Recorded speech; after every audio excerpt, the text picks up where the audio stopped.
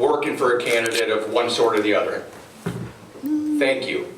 That's the Army on the ground that is going to make the difference this election, and is what we're going to need to get out the vote in the fall to, one, hold on to the State House, which is vitally important. You know, yeah, we have a Senate race running here, and we have a presidential race, but probably, truthfully be, what Ms. Jenkins is doing on the ground, what Senator Neal is doing, is your best protection from us sliding fully into Babinistan, okay? We don't want to be the next Mississippi, and by holding on to the State House, that is the only thing that's preventing us from sliding into Alabama, Mississippi, take your pick.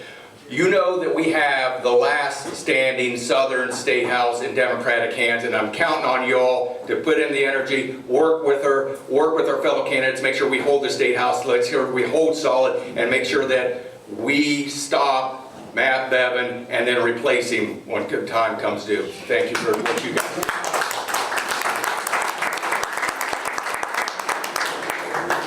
We do have an important race as far as the Senate as well. I would like to start with thanking the party chair for stating that he's going to be part of messaging, saying what is it the Democrats stand for, what are we about, and so that you don't have to constantly explain that. We had a question, I think Prestonburg Forum out in eastern Kentucky, where they asked, what do you think about these candidates that changed their party after the election? They suddenly were no longer Democrats and then became Republicans. What's your opinion of that? What's your thoughts? My response was, they were never Democrats of conviction. They were only Democrats of convenience, and you have to wonder what they really stand for, or if they actually stand for anything.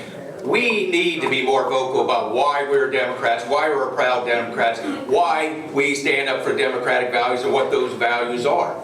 You know, I actually get some pushback occasionally.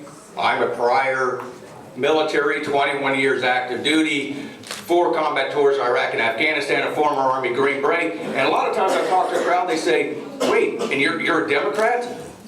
Maybe some of our fellow veterans run into that. I know I've talked to several fellow veterans out there. Should not confuse people. There should not be any confusion about why you are a soldier, a veteran, and a Democrat. Most of our military, since 1975, has been a volunteer force. Folks that stepped forward, chose to serve their nation, but also chose possibly to go to the military to get a chance to get ahead, get a leg up, get an education or a chance. And when they return home, from whether that be 3-year tour or a lifetime in the military or career or multiple combat tours as I did, they should and have a right to expect to be able to earn a living wage. And there's only one party fighting for that, and that is the Democratic Party.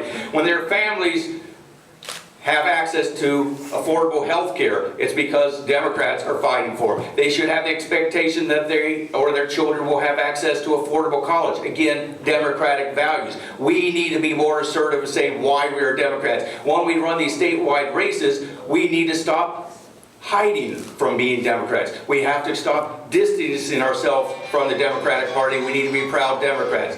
5 years that I served in an Army Special Forces team, our motto was Dio Presso Liber, liberator of the oppressed. Again, I think more consistent with our democratic values and the values of the Democratic Party. I think the other side's slogan is something to the effect of hail to the plutocrats and winner take all. Again, democratic values, we need to be proud Democrats. I am combat vet, soldier, and a proud Democrat. There's no contradiction, and we need to be proud of who we are. Also, I am running partially because of Rand Paul. I have to give him credit. Credit where credit's due. 2011, I'm in Afghanistan. Myself and thousands of our fellow soldiers from 3rd Brigade out of Fort Knox.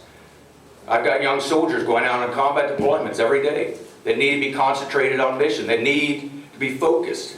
Dangerous combat environment. But in the midst of that deployment, suddenly these soldiers were distracted.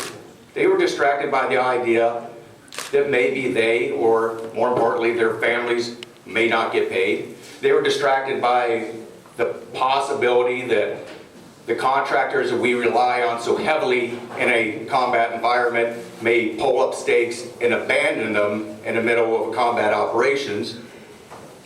Why? Because of ideological tantrums going on in Washington. Ideological tantrums being led by our junior senator, Rand Paul. We cannot afford this anymore. It's time to put people ahead of party. It's time to put people ahead of partisanship. It's time to put governing ahead of ideology.